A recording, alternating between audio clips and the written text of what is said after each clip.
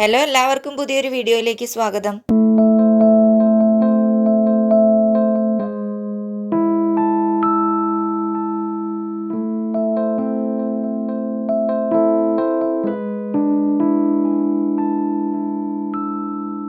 പുതിയ ദിവസം, പുതിയ മാസം, പുതിയ തുടക്കം എന്നൊക്കെ പറയാം. എങ്കിലും നമ്മൾ അച്ഛനമ്മമാരെ സംബന്ധിച്ചിടത്തോളം അത് എത്രത്തോളം പുതിയതാണെന്ന് അറിയില്ല. പക്ഷെ മക്കളെ സംബന്ധിച്ച് ഈ മാസം എന്തായാലും ഒരു പ്രത്യേകതയുള്ള മാസമാണല്ലേ. 2 മാസത്തെ അവധിക്ക് ശേഷം സ്കൂളിലേക്ക് പോവുക എന്നുള്ളത് അവരെ സംബന്ധിച്ച് ചെറിയ കാര്യമൊന്നുമല്ല. ആദ്യത്തെ ദിവസം സ്കൂളിലേക്ക് പോകാൻ ഭയങ്കര ഉത്സാഹമായിരിക്കും. കാരണം കുറേ നാൾ കൂടി ഫ്രണ്ട്സിനെയൊക്കെ കാണുകയല്ലേ. പിന്നെ അവർക്ക് വാങ്ങിയ സാധനങ്ങളൊക്കെ ഒന്ന് കാണിക്കണം, വിശേഷങ്ങൾ പറയണം. അതിനൊക്കെ ആയിരിക്കും ചെറിയ മക്കൾക്ക് ഉത്സാഹം. വലിയ കുട്ടികൾക്ക് പിന്നെ ക്ലാസ്സൊക്കെ നേരത്തെ തുടങ്ങിയിട്ടുള്ളത് കൊണ്ട് അതിന് അത്രത്തോളം ഒന്നും പ്രാധാന്യം കാണില്ല. എങ്കിലും എല്ലാവർക്കും ഒരുപോലെ തന്നെയാണ്. സ്കൂൾ തുറക്കുക എന്ന് പറയുമ്പം അതൊരു പുതിയ വൈബാണല്ലോ. അപ്പോൾ ഇതാ നമ്മളും അതിനോടൊപ്പം തന്നെ രാവിലെ എഴുന്നേൽക്കുന്നത് കുറച്ചും കൂടെ നേരത്തെ എഴുന്നേൽക്കാൻ തുടങ്ങി. കിച്ചണിലേക്ക് കയറിയിട്ടുണ്ട്. പിന്നെ ആദ്യത്തെ ദിവസം എല്ലാവർക്കും ഒന്നും ലഞ്ചൊന്നും കൊണ്ടുപോകണ്ടായിരിക്കും. ഇന്ന് പ്രവേശനോത്സവമാണല്ലോ. ഇവിടെ പിന്നെ മൂത്ത ആൾക്ക് സ്കൂളിലേക്ക് ലഞ്ച് കൊണ്ടുപോകണം, പിന്നെ ഹസ്ബൻഡിന് കൊണ്ടുപോകണം. അതുകൊണ്ട് എന്തായാലും ചോറും കറിയൊക്കെ രാവിലെ എന്നത്തെയും പോലെ തന്നെ റെഡിയാക്കുകയാണ്. ആദ്യം തന്നെ ക്യാബേജ് തോരനങ്ങ് വെച്ച് കേട്ടോ. പിന്നെ അതിൽ ബീട്രൂട്ടിൻ്റെ ചെത്തീൻ്റെ കുറച്ച് ബാക്കി ഇരിപ്പുണ്ടായിരുന്നേ, അതും കൂടെ ചേർത്ത് ഞാനങ്ങ് അരിഞ്ഞു വെച്ചു. അതുകൊണ്ടാണ് ആ റെഡ് കളറ്. ഇന്നിനിപ്പോൾ രാവിലത്തേക്ക് ഇഡ്ഡലിയാണ് ഉണ്ടാക്കുന്നത്. അപ്പോൾ അതിന് സാമ്പാറൊന്നും വേണ്ടാന്ന് പറഞ്ഞു. എല്ലാവർക്കും ഗ്യാസിൻ്റെയൊക്കെ പ്രശ്നം. പിന്നെ ഇവിടെ എല്ലാവർക്കും പനിയാണ് കേട്ടോ, പനിയും ചുമയൊക്കെ. അതുകൊണ്ട് സാമ്പാർ വേണ്ടാന്ന് പറഞ്ഞതുകൊണ്ട് ചമ്മന്തി മാത്രം അരയ്ക്കാം. അതിനുവേണ്ടി കുറച്ചും കൂടെ തേങ്ങ ചിരണ്ടി വെച്ചു. പിന്നെ ഇന്ന് നോൺ വെജ് ഒന്നുമില്ല, വെജ് തന്നെയാണെല്ലാം. അപ്പോൾ ക്യാബേജ് മാറ്റിയിട്ട് കുറച്ച് സോയാബീൻ തിളപ്പിക്കാൻ വേണ്ടി കുറച്ച് വെള്ളം ആദ്യം അങ്ങ് വെച്ചേ. വെള്ളം തിളക്കട്ടെ, അപ്പോഴേക്കും നമുക്ക് കിഴങ്ങ് വൃത്തിയാക്കാം. കിഴങ്ങ് സബോളയും കൂടി ഇട്ടിട്ട് ഒരു മസാല കറി പോലെയാണ് വെക്കുന്നത് കേട്ടോ. ഇവിടെ പിള്ളേർക്ക് അത് വലിയ ഇഷ്ടമാണ്. വേറെ ചാറുകറിയൊന്നും ഇല്ലെങ്കിലും അത് കൂട്ടി കഴിക്കാനും ഇഷ്ടമാണ്. ഇവിടെ ഇപ്പോൾ ഒരു മോർണിംഗ് റുട്ടീൻ എന്ന് പറഞ്ഞാലും സ്കൂൾ ഡേ റുട്ടീൻ എന്നൊക്കെ പറഞ്ഞാലും എല്ലാം ഒരുപോലെ തന്നെയാണ് കേട്ടോ. ഇത് ഫസ്റ്റ് ഡേ ആണെന്ന് പറഞ്ഞാലും ഇന്ന് എല്ലാവർക്കും ലഞ്ച് എടുക്കണ്ട, അല്ലെങ്കിൽ എല്ലാവർക്കും ലഞ്ച് പാക്ക് ചെയ്യണം. ഇതൊക്കെ തന്നെയുള്ളൂ വ്യത്യാസം. അപ്പോൾ ഇതാ കുടിക്കാനുള്ള വെള്ളം തിളച്ചിട്ടുണ്ട്. അതിലേക്ക് നമുക്ക് പൊടി ഇട്ട് കൊടുക്കാം. പിന്നെ കുടിക്കാനുള്ള വെള്ളം തണുപ്പിക്കാനായിട്ട് മാറ്റി വെക്കണം. അതപ്പുറത്ത് ഫാനിൻ്റെ കീഴിൽ കൊണ്ട് വെക്കുക. അപ്പോൾ എല്ലാവർക്കും എടുക്കാനായിട്ട് പാകത്തിന് പോകാൻ നേരം ആയിക്കോളൂല്ലോ. ഈ സമയത്ത് ഇപ്പുറത്ത് സോയാബീൻ്റെ ഇടാനുള്ള ആ വെള്ളവും തിളച്ചിട്ടുണ്ട് കേട്ടോ. പെട്ടെന്ന് തന്നെ നമുക്ക് സോയാബീൻ ഇട്ട് കൊടുക്കാം. അതൊന്ന് തിളച്ചാൽ മതിയല്ലോ. വേഗം തന്നെ അത് മാറ്റുകയും ചെയ്യണം, അല്ലെങ്കിൽ ഭയങ്കരമായിട്ട് അത് വെന്ത് പോവും. അപ്പോൾ എൻ്റെ വീഡിയോ ആരെങ്കിലും സബ്സ്ക്രൈബ് ചെയ്യാതെ കാണുന്നുണ്ടെങ്കിൽ ഒന്ന് സബ്സ്ക്രൈബ് ചെയ്ത് സപ്പോർട്ട് ചെയ്യണേ.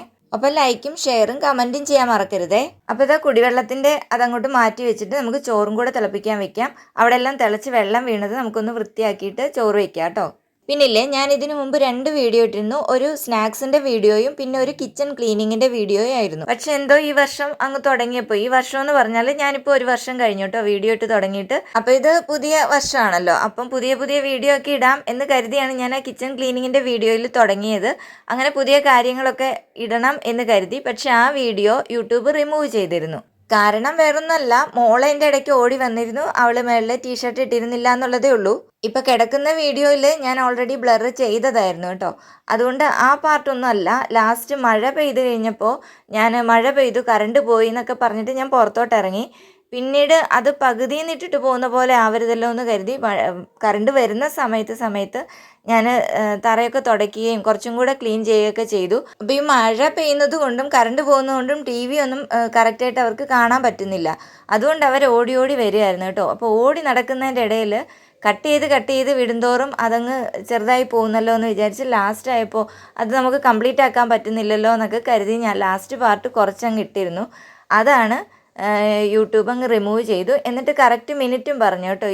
ഇത്രാമത്തെ മിനിറ്റിലാണ്.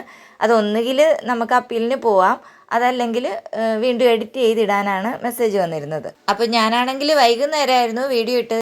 അത് രാവിലെയാണ് ഞാൻ ആ മെസ്സേജ് കാണുന്നതും വീഡിയോ അവിടെ ഇല്ല എന്നുള്ളത് അറിയുന്നതും ഒക്കെ. അപ്പോൾ പെട്ടെന്ന് ടെൻഷനായിട്ട് ഞാൻ പിന്നെ ആ ലാസ്റ്റ് പാർട്ട് ഫുൾ അങ്ങ് കട്ട് ചെയ്തിട്ട് അതുപോലെ അപ്ലോഡ് ചെയ്യുമായിരുന്നു ചെയ്തത്. അപ്പോൾ അത് കാണുന്ന ആർക്കെങ്കിലും ഇതെന്താണ് ഇങ്ങനെ റീസെറ്റ് ചെയ്യാമെന്ന് പറഞ്ഞിട്ട് എന്താണ് ഇങ്ങനെ ചെയ്തിരിക്കുന്നതെന്നൊരു തോന്നൽ വരരുതല്ലോ. അതുകൊണ്ടാണ് ഞാനിപ്പോൾ ഇങ്ങനെ പറയുന്നത്. അപ്പോൾ ആ കാര്യങ്ങളെല്ലാം പറഞ്ഞു കഴിഞ്ഞപ്പോഴേക്കും നമ്മൾ കറിക്കുള്ള സംഭവങ്ങളൊക്കെ റെഡിയാക്കി. ഇനിയിപ്പോൾ സാധാരണ ചിക്കനൊക്കെ വെക്കുന്ന പോലെ തന്നെ എണ്ണയിലേക്ക് ഇഞ്ചി, വെളുത്തുള്ളി, സവോള എല്ലാം കൂടി ഇട്ട് വഴറ്റാം. ഒരിത്തിരി ഉപ്പും കൂടി ഇട്ടിട്ട് ഒന്ന് അടച്ചു വെക്കാം. അപ്പോഴേക്കും അത് വേഗം അങ്ങ് വേവുമല്ലോ. ഇതടച്ചു വെച്ച സമയത്ത് ഞാൻ അകത്ത് പോയിട്ട് പിള്ളേരൊക്കെ എഴുന്നേറ്റോ ഓരോരുത്തരെ ഇങ്ങനെ പറഞ്ഞുകൊണ്ടിരിക്കണമല്ലോ, റെഡിയായോ എന്നൊക്കെ നോക്കാൻ പോയി. തിരിച്ചു വന്നപ്പോൾ അത് റെഡി ആയിട്ടുണ്ട് കേട്ടോ. ഇനി പൊടികളെല്ലാം ഇടാം. മല്ലിപ്പൊടി, മുളക് പൊടി, മഞ്ഞൾപ്പൊടി, മസാലപ്പൊടി, ഇത്രയാണ് ഞാൻ ഇടുന്നത്. അതെല്ലാം ഇട്ട് നന്നായിട്ട് വഴറ്റിയിട്ട് കിഴങ്ങും കൂടി ഇട്ട് കുറച്ച് വെള്ളവും കൂടി ഒഴിച്ചിട്ട് നമുക്ക് അടച്ച് വെച്ചിട്ട് ഒരു പകുതി വേവിക്കണം. രാവിലെ ഒരുപാട് പ്രയാസമുള്ള കറികൾ ഉണ്ടാക്കാതിരിക്കുന്നതാണ് നല്ലത്. നമ്മളെപ്പോഴും തലേദിവസം എന്തായാലും പ്ലാൻ ചെയ്യേണ്ടി വരും, രാവിലെ എന്ത് ചെയ്യണം എന്നുള്ളത്. എന്നാലേ നമുക്ക് വേഗം വേഗം ചെയ്യാൻ പറ്റുള്ളൂ കേട്ടോ. പ്രത്യേകിച്ച് ചെറിയ മക്കളുള്ളപ്പോൾ അവരെ റെഡിയാക്കാൻ അവരുടെ കൂടെ നിൽക്കണമല്ലോ. ഇവിടെ ഇപ്പോൾ ഈ കഴുകുന്ന സ്ഥലങ്ങൾ അടുത്തടുത്തായതുകൊണ്ട് എപ്പോഴും ഇങ്ങനെ വെള്ളം തെറിക്കുവേ. വെള്ളം അവിടെ നനഞ്ഞ് കിടക്കുമ്പോൾ എന്തോ പോലെ ആയതുകൊണ്ട് ഞാൻ ഇടയ്ക്കിടയ്ക്ക് തുടയ്ക്കാറുണ്ട്, സമയം കിട്ടുന്ന പോലെയൊക്കെ ചെയ്യാറുണ്ട്. ആ സമയം മോളവിടെ പല്ല് തേക്കുന്നുണ്ട്. ഇതിപ്പോൾ ഫസ്റ്റ് ഡേ ആയതുകൊണ്ട് കുറച്ചും കൂടെ എളുപ്പത്തിലൊക്കെ ചെയ്യുന്നുണ്ട്. ഇനി ഓരോ ദിവസം കഴിയും തോറും മിക്കവാറും ഉറക്കം കൂടുകയും എല്ലാത്തിനും ക്ഷീണമൊക്കെ ഉണ്ടാവും. അപ്പം കുറച്ചും കൂടെ നേരത്തെ നമ്മളെല്ലാം ചെയ്ത് വെക്കേണ്ടി വരും. ഇന്ന് പിന്നെ ഈ പറഞ്ഞ പോലെ തന്നെ എല്ലാവർക്കും ചോറ് വേണ്ടല്ലോ. മോൾക്ക് വേണ്ട, പിന്നെ രണ്ടാമത്തെ മോന് നല്ല പനിയാണ് കേട്ടോ. എനിക്കാണ് ആകെ പ്രയാസമാണ്. ഞാൻ വിചാരിച്ച പോലെ ഒന്നല്ല ഈ തവണ സ്കൂൾ തുറക്കുമ്പോഴേക്കും അല്ല ഈ ടൈം ആയപ്പോഴേക്കും നടക്കുന്നത്. ആദ്യത്തെ ഒരു പരീക്ഷണം ഞാൻ പറഞ്ഞല്ലോ, അതുപോലെ തന്നെയാണ് ഈ രണ്ടാമത്തെ പരീക്ഷണവും. മോന് നല്ല പനിയാണ്. 2-3 ദിവസമായിട്ടോ ഞാനിപ്പോൾ ഉറങ്ങിയിട്ട്. രാത്രി നമ്മൾ ഉറങ്ങാത്തതുകൊണ്ട് തന്നെ രാവിലെ ജോലിയൊന്നും ചെയ്യാൻ അത്ര ഉഷാറൊന്നുമല്ല, നമ്മൾ ഓക്കെ അല്ല.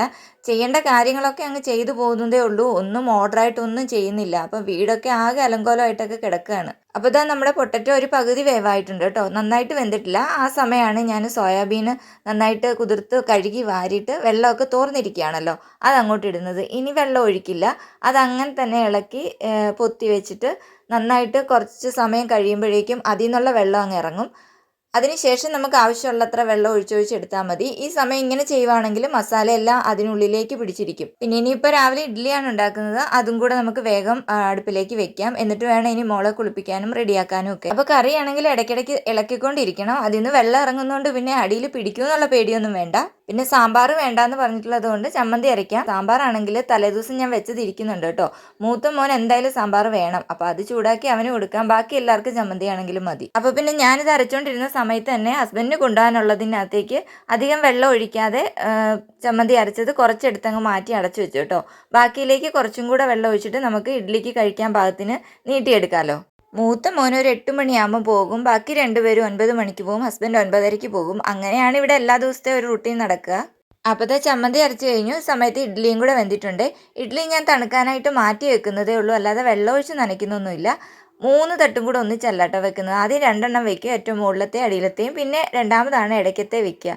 അപ്പോഴേക്കും ആ ഒരെണ്ണം വേകുമ്പോഴേക്കും മറ്റേത് രണ്ടും തണുക്കുമല്ലോ, ആ സമയത്ത് എടുത്ത് മാറ്റിയാൽ മതി. ഇപ്പോൾ ഇവിടെ കറി നന്നായിട്ട് വെന്തിട്ടുണ്ട് കേട്ടോ, പൊട്ടറ്റോ ഒക്കെ നന്നായിട്ട് വെന്തു. ഇനിയിപ്പോൾ ഒരു തക്കാളിപ്പഴം കൂടെ ചേർക്കാമെന്ന് വിചാരിച്ചു. ഞാനൊരു ഇത്തിരിയും കൂടെ നീട്ടിയാണല്ലോ എടുക്കുന്നത്, അല്ലാതെ ഡ്രൈ ആയിട്ട് എടുക്കാനാണെങ്കിൽ ഈ പാകത്തിന് എടുക്കുന്നതാണ് നല്ലത്. മോരുകറിയൊക്കെ ഉണ്ടെങ്കിൽ ഇങ്ങനെ തന്നെ എടുക്കാം. പിന്നെ ഞാൻ അതിലേക്ക് ഒരു ഇത്തിരി ചൂടുവെള്ളം കൂടെ ഒഴിച്ചിട്ട് അടച്ചു വെച്ചു കേട്ടോ. പിന്നെ ബാക്കി ഉണ്ടായിരുന്ന കുറച്ച് സോയാബീൻ ഫ്രിഡ്ജിലേക്ക് വേഗം തന്നെ എടുത്ത് മാറ്റാം. എന്നിട്ട് ബാക്കിയുള്ള പാത്രങ്ങളെല്ലാം കൂടി ഒന്ന് കഴുകി വെക്കുക കേട്ടോ. നമ്മൾ സോയാബീനൊക്കെ ഇങ്ങനെ കുതിർത്ത് വെക്കുകയും വേവിക്കുകയും അങ്ങനെയൊക്കെ ചെയ്തതൊക്കെ ഈ കൂടെ തന്നെ പാത്രങ്ങൾ കഴുകി പോവുകയാണെങ്കിലാണ് നമുക്ക് ഈസി ആയിട്ട് ഇരിക്കുകയുള്ളൂ കേട്ടോ. നേരത്തെ ഒന്നും എനിക്കിങ്ങനെ ചെയ്യാനേ അറിയില്ലായിരുന്നു. മക്കൾ ചെറുതായിരിക്കുമ്പോഴാണേ. മൂത്ത മോനും ഹസ്ബൻഡും പോയി കഴിഞ്ഞാൽ കിച്ചൺ മുഴുവനും പാത്രങ്ങൾ കൊണ്ട് നിറയും. പിന്നെ അതെല്ലാം ഒന്ന് കഴുകി വൃത്തിയാക്കി ഒന്ന് വരുമ്പോഴേക്കും ഉച്ച കഴിയും. ഒരു ദിവസം എന്താണ് എനിക്ക് ഒരു കാര്യത്തിനും തികയാത്തതെന്ന് അപ്പോഴും ഞാൻ ആലോചിച്ചിട്ടുണ്ട്. അവിടെയാണ് കേട്ടോ നമ്മുടെ പ്ലാനിങ്ങിൻ്റെയും ടൈം മാനേജ്മെൻറ്റിൻ്റെയും ഒക്കെ ഒരു പ്രസക്തി ഉണ്ടാവുന്നത്. അപ്പോൾ തന്നെ നമ്മുടെ ചമ്മന്തി ഞാൻ താളിച്ചിട്ടുണ്ട്. ആ സമയത്താണ് ഹസ്ബൻഡ് പറഞ്ഞത് എനിക്കിന്ന് ചോറ് വേണ്ട, ജലദോഷമൊക്കെ ആയതുകൊണ്ട് കഴിക്കാനായിട്ട് തോന്നുന്നില്ല, ഇഡ്ഡലി തന്നെ ഉച്ചക്കത്തേക്ക് തന്നു വിട്ടാൽ മതിയെന്ന്. പിന്നെ ഞാൻ ആദ്യം എടുത്ത് വെച്ച ആ ചമ്മന്തിയും കൂടെ തിരിച്ച് അതിലേക്കിട്ടൊന്ന് കലക്കിയിട്ട് 2 പേർക്കും കൊണ്ടുപോകാനുള്ളതും വീട്ടിലേക്കുള്ളതും മാറ്റി വെച്ചു. ഇനിയിപ്പോൾ ഇതാ മോനുള്ള ലഞ്ച് വേഗം തന്നെ എടുക്കുകയാണ്. അവനിപ്പോൾ പോകാൻ ടൈമായി, 8 മണിയായി. അവൻ റെഡിയായിട്ട് വരും. ആ സമയത്ത് എടുത്തില്ലേ എന്ന് ചോദിക്കും. വേഗം അവനുള്ളത് അങ്ങ് വിളമ്പി വെക്കാം. ഇവിടെ പിന്നെ അങ്ങനെ പിള്ളേർക്ക് വേറെ നമുക്ക് വേറെ അങ്ങനെ വേറെ ആയിട്ടൊന്നും ഉണ്ടാക്കാറില്ല കേട്ടോ. ഇവർക്ക് എന്താണോ ഉണ്ടാക്കുന്നത് അത് തന്നെ നമുക്ക് ഉച്ചയ്ക്ക് ഉണ്ടാവുള്ളൂ. മീനോ ചിക്കനോ ഒക്കെ മേടിക്കുകയാണെങ്കിലും സാധാരണ വൈകുന്നേരം വാങ്ങിച്ചുകൊണ്ടാണ് വരിക. വിളിച്ച് ചോദിക്കും വേണോ വേണ്ടയോ എന്ന് വിളിച്ച് ചോദിക്കും. വേണമെങ്കിൽ വൈകുന്നേരം മേടിച്ചുകൊണ്ട് വരും. ഇതാ ഞാൻ ഈ സമയത്ത് ഹസ്ബൻഡിനുള്ള ഇഡ്ഡലിയും കൂടെ എടുത്ത് പാക്ക് ചെയ്തു. അപ്പോഴേക്കും കിച്ചണിൽ നിന്നുള്ള ഏകദേശ പണി അങ്ങ് കഴിയുമല്ലോ. പിന്നെ നമുക്ക് കഴിക്കാനുള്ളതാണ്. ആ കൂടെ തന്നെ തവിയെല്ലാം എടുത്ത് മാറ്റിയിട്ട് കറിയെല്ലാം എടുത്ത് മാറ്റി വേറെ പാത്രത്തിലേക്ക് ആക്കിയിട്ട് നമുക്ക് കഴുകി അങ്ങ് വെക്കാം കേട്ടോ. പിന്നെ കിച്ചണ് വൃത്തിയായിട്ട് കിടന്നോളും ഈ സമയം. പിന്നെ അധിക സമയം ഒരുപാട് കിടന്ന് പണിയേണ്ട ആവശ്യമില്ല. പിന്നെ സ്റ്റൗവൊക്കെ ഒന്ന് തുടച്ചാൽ മതി. അതെല്ലാം ഈ കൂടെ പെട്ടെന്ന് അങ്ങോട്ട് ചെയ്ത് തീർക്കാം. ഇപ്പോൾ 8 മണിയേ ആയിട്ടുള്ളൂ കേട്ടോ. മോൻ 8 മണിക്കാണ് പോകുന്നത്. അതുകൊണ്ട് പിന്നെ കറക്റ്റ് സമയം 8 മണി എന്നുള്ളത് നമുക്ക് ക്ലോക്കിൽ നോക്കാതെ തന്നെ മനസ്സിലാവും. ഞാൻ രാവിലത്തെ ബ്രേക്ക്ഫാസ്റ്റ് ഒക്കെ ടേബിളിലേക്ക് കൊണ്ടുവച്ചിട്ടുണ്ട്. ഇന്ന് ഫസ്റ്റ് ഡേ ആയതുകൊണ്ട് പിന്നെ ഞാൻ ഈ സമയത്ത് മോളെ റെഡിയാക്കാൻ വേണ്ടി നിന്നില്ല. ഞാനും കൂടെ പോകുന്നുണ്ട് കേട്ടോ. നമ്മൾ ഒന്നിച്ചാണ് പോകുന്നത്, കൊണ്ടുവിടാമെന്ന് വിചാരിച്ചു. അതുകൊണ്ട് അവരെ റെഡിയാക്കാൻ വേണ്ടി നിൽക്കേണ്ട സമയമില്ല. അല്ലെങ്കിൽ 8 മണിയൊക്കെ ആകുമ്പോഴേക്കും അവരെ കുളിപ്പിക്കാനും ഒക്കെ ആയിട്ട് ഞാനിങ്ങ് മാറും. പിന്നെ കിച്ചണിൽ എന്തെങ്കിലും ബാക്കിയുണ്ടെങ്കിൽ അവരെ റെഡിയാക്കി കഴിഞ്ഞിട്ടേ ഞാൻ ചെയ്യാറുള്ളൂ. ബാക്കി ഉണ്ടെങ്കിലെന്നല്ല, എല്ലാവരും കൂടെ പോകുന്ന ദിവസമാണെങ്കിൽ ബാക്കി എന്തെങ്കിലുമൊക്കെ ജോലി കാണും. കാരണം പിന്നെ ഇനി ചായ ഇടണം, കഴിക്കണം, അങ്ങനെയൊക്കെ വരുമ്പം വീണ്ടും പാത്രങ്ങളൊക്കെ ഉണ്ടാവും. അവിടെ എല്ലാം നിരന്ന് കിടന്ന സാധനങ്ങളൊക്കെ ഞാൻ അങ്ങോട്ടും ഇങ്ങോട്ടുമൊക്കെ മാറ്റി വെക്കുന്നുണ്ട്. ജനൽ ഇപ്പോഴാണ് തുറന്നിടുന്നത്, കാരണം ഭയങ്കര മഴയായിരുന്നല്ലോ, രാവിലെ മഴയായിരുന്നു. ഈ സമയത്ത് ഏതായാലും മഴയൊന്നും പെയ്യുന്നില്ല. മോനാണെങ്കിൽ രാവിലെ സൈക്കിളിലാണ് എന്നും പോയിക്കൊണ്ടിരുന്നത്. പക്ഷെ അവൻ്റെ സൈക്കിളിന് ഇപ്പോൾ കംപ്ലൈൻ്റ് ആയിട്ട് ഇരിക്കുകയാണ്. അതുകൊണ്ട് പിന്നെ ഹസ്ബൻഡ് കൊണ്ടുവിടുകയാണ് ചെയ്യുന്നത്. വൈകുന്നേരം നല്ല ബുദ്ധിമുട്ടാണ്, അതുകൊണ്ട് മഴ നനഞ്ഞൊക്കെയാണ് വരുന്നത്. ഇത് ഞാൻ പറഞ്ഞില്ലേ മോന് പനിയാണെന്ന്. അവന് നടക്കാൻ വയ്യ, 2 കാലും നല്ല വേദനയാണ് കേട്ടോ. ഇത്രയും പനി വരുന്നത് കഴിഞ്ഞ കൊല്ലം ഇതുപോലെ തന്നെ വന്നതാണ്. അത് സ്കൂൾ തുറന്നു കഴിഞ്ഞിട്ടായിരുന്നു. അതുകൊണ്ട് എനിക്ക് ഇപ്പോൾ കണ്ട് കണ്ട് നല്ല പരിചയമായി കേട്ടോ. എത്ര പനി വന്നാലും അതിനെ എങ്ങനെ ട്രീറ്റ് ചെയ്യണമെന്നുള്ളത് ഒരു ഏകദേശ ധാരണ കിട്ടിയിട്ടുണ്ട്. കഴിഞ്ഞ വർഷം മോൾക്ക് പനിയായിട്ട് ഹോസ്പിറ്റലിൽ അഡ്മിറ്റ് ആയിരുന്നു. മോളെ ഡിസ്ചാർജ് ആക്കി ഒരാഴ്ച കടന്നു. ഡിസ്ചാർജ് ആയ ദിവസം മോന് പനിയായി. പിന്നെ മോനെ ഹോസ്പിറ്റലിൽ അഡ്മിറ്റ് ആക്കേണ്ട ആവശ്യമില്ലായിരുന്നു. ഡോക്ടർ പറഞ്ഞു ഇപ്പോൾ അറിയാമല്ലോ, എന്തായാലും ഈ ഏത് മരുന്നാണ് കൊടുക്കേണ്ടതെന്ന് അറിയാം. അതാണ് ഹോസ്പിറ്റലിലാണെങ്കിൽ അത് തന്നെ കൊടുക്കുകയുള്ളൂ. പിന്നെ നമ്മൾ ഉറക്കളച്ചിരുന്നിട്ട് ഇങ്ങനെ തുടച്ചിരിക്കുകയൊക്കെ ചെയ്യണം. അത് അവിടെയാണെങ്കിലും അങ്ങനെ തന്നെയാണ്. ഇത്തവണ സ്കൂൾ തുറക്കുന്നതിന് മുന്നേ തന്നെ പനി വന്നു. അവനപ്പോൾ അവിടെ ഇരുന്നാൽ മതി എന്ന് പറഞ്ഞു ടി വി ഒക്കെ കണ്ടിരിക്കാമല്ലോ, അതിന് വേണ്ടി. അപ്പോൾ മോളെ കുളിപ്പിക്കാൻ വേണ്ടി ഞാൻ അവിടെ റെഡിയാക്കി നിർത്തിയിരിക്കുകയായിരുന്നു. അവൾ വിളിച്ചുകൊണ്ടേ ഇരിക്കുകയാണ്. ഇതാ ഇപ്പോൾ റെഡി ആയിട്ടുണ്ട്. ഞാനും അവളും. അവളെ ഇങ്ങനെ ഓടിച്ചിട്ട് പിടിച്ചിട്ട് വേണം നമ്മൾ റെഡിയാക്കാൻ. എന്ന് വെച്ചാൽ ഒരുങ്ങാനൊക്കെ ഇഷ്ടമാണ്. എല്ലാം തന്നെ ചെയ്യണം. മുടി ഞാൻ കെട്ടാം, കണ്ണെഴുതാം, ഇങ്ങനെയൊക്കെ പറഞ്ഞിട്ട്. അപ്പോൾ വീട്ടിലിരിക്കുമ്പോൾ നമ്മൾ സമ്മതിച്ചു കൊടുക്കുന്നത് പോലെ എവിടെയെങ്കിലും പോകുമ്പോഴും ക്ലാസ്സിൽ പോകുമ്പോഴും പറ്റത്തില്ലല്ലോ. പിന്നെ ഓരോന്നോരോന്ന് പറഞ്ഞിട്ടാണ് ഞാൻ ചെയ്യിച്ചുകൊണ്ടിരിക്കുന്നത്. അപ്പോൾ റൂമിനകത്ത് നിന്ന് മുടി കെട്ടാൻ നേരം കണ്ണാടി നോക്കി ഭയങ്കര ഡാൻസ് കളിയൊക്കെയാണ്. അപ്പോൾ ഞാൻ ഇങ്ങോട്ട് പിടിച്ചുകൊണ്ട് വന്നതാണ്. ഇവിടെ ക്യാമറയുണ്ട്, അടങ്ങി നിൽക്കണമെന്നൊക്കെ പറയുന്നുണ്ട്. 9:30-ക്കാണ് സ്കൂളിൽ പ്രവേശനോത്സവം സ്റ്റാർട്ട് ചെയ്യുന്നതെന്നാണ് പറഞ്ഞത്. ഇപ്പോൾ 9:30 കഴിഞ്ഞു. മോന് മരുന്നൊക്കെ കൊടുക്കാനുണ്ടായിരുന്നതുകൊണ്ടാണ് കുറച്ചും കൂടെ താമസിച്ചത്. അവന് ഭയങ്കര മടിയാണ് ഈ സിറപ്പ് കഴിക്കാൻ. കരച്ചിലാണ് കഴിക്കുമ്പോഴേക്കും. പിന്നെ ഫുഡൊക്കെ കൊടുത്തിട്ട് വേണമല്ലോ. അപ്പോൾ അങ്ങനെ കുറച്ച് സമയം രാവിലെ അങ്ങ് പോയി. ഇന്നാണെങ്കിലും മോനെ കൂടെ റെഡിയാക്കി വിടാത്തതുകൊണ്ടൊക്കെ എനിക്ക് നല്ല വിഷമം ഉണ്ടായിരുന്നു കേട്ടോ. സാധാരണ ഇവർക്ക് സ്കൂളിൽ തുടങ്ങുമ്പോൾ തന്നെ യൂണിഫോം ഇടണമെന്നൊക്കെ പറയുന്നതാണ്. ഇത്തവണ എന്താണോ 2-3 ദിവസത്തേക്ക് യൂണിഫോം വേണ്ടാന്നാണ് പറഞ്ഞിരിക്കുന്നത്. എല്ലാവർക്കും ഒന്നും തയ്ച്ച് കിട്ടിയിട്ടില്ല എന്ന് തോന്നുന്നു. സ്കൂളിലേക്ക് പിന്നെ പുതിയ ഡ്രസ്സോ ഒന്നും എടുത്തിട്ടില്ല കേട്ടോ. ഇതൊക്കെ പഴയതാണ്. മോള് പറഞ്ഞതുകൊണ്ടാണ് ഈ ഫ്രോക്ക് തന്നെ ഇട്ടത്. ആദ്യം ഞാൻ പോകണ്ടെന്നാണ് വിചാരിച്ചത്. പിന്നെ വേറെ പേരൻസ് ഒക്കെ വരുമല്ലോ, പിന്നെ അവർക്ക് സങ്കടമാവുമല്ലോ, ഒറ്റയ്ക്കല്ലേ പോകുന്നതെന്ന് ഓർത്ത് ഞാനും കൂടെ പോയതാ. നമ്മുടെ വീടിൻ്റെ അടുത്ത് തന്നെയാണ് കേട്ടോ. സ്കൂൾ കുറച്ച് പോയാൽ മതി. ഞങ്ങൾ എത്തിയപ്പോഴേക്കും പ്രോഗ്രാം തുടങ്ങിയിട്ടുണ്ട് കേട്ടോ. LKG മുതൽ 10th വരെയുള്ള സ്കൂളാണ്. പക്ഷെ അത്ര വലിയ സ്കൂളല്ല, ചെറിയ സ്കൂളാണ്. ഓരോ ഡിവിഷനൊക്കെ ഉള്ളൂ. അപ്പോൾ ഇന്നത്തെ വീഡിയോ ഇത്രയേ ഉള്ളൂ. ഇനി ഒരു നല്ല വീഡിയോ ആയിട്ട് കാണാവേ. ഇഷ്ടമായാൽ എല്ലാവരും സബ്സ്ക്രൈബ് ചെയ്യുകയും ലൈക്ക് ചെയ്യുകയും ഷെയർ ചെയ്യുകയും ഒക്കെ വേണേ. അതുപോലെ സപ്പോർട്ട് ചെയ്യുന്ന എല്ലാവർക്കും ഒരുപാട് നന്ദി.